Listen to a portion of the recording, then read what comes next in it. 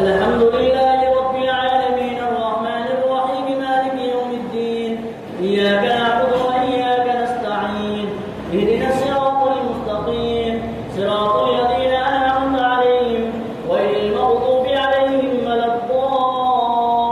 الضالين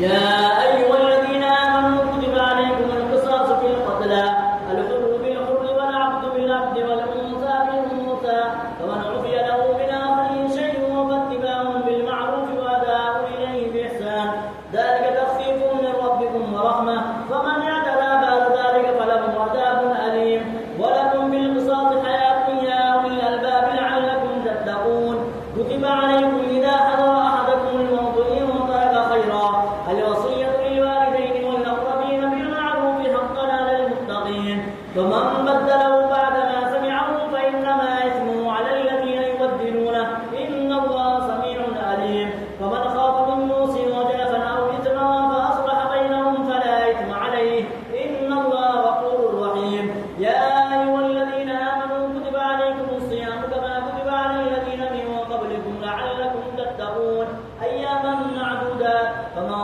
كان منكم مريضا أو على سفر فعدة من أيام أخر وعلى الذين يطيقونه فدية وطعام مسكين فمن تطوع خيرا فهو خير له وأن تصوموا خير لكم إن كنتم تعلمون.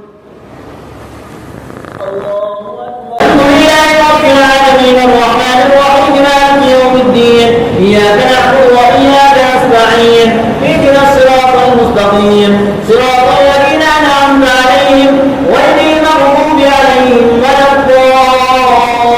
الضالين. شهر رمضان الذي أنزل فيه القرآن هدى للناس وبينات من الهدى والفرقان فمن شهد منكم الشهر فليصم ومن كان مريضا أو على سفر فعدة من أيام أخر يريد الله بكم اليسر ولا يريد بكم العسر ولتكملوا العدة ولتكبروا الله على ما هداكم ولعلكم تشكرون وإذا سألك عبادي أني فإني قريب أجيب دعوة الداعي إذا دعان فليستجيبوا لي وليؤمنوا بي لعلهم يرشدون أحل لكم ليلة الصيام الرفث إلى نسائكم هن لباس لكم وأنتم لباس لهن علم الله أنكم كنتم تختارون أنفسكم فتاب عليكم وعفى عنكم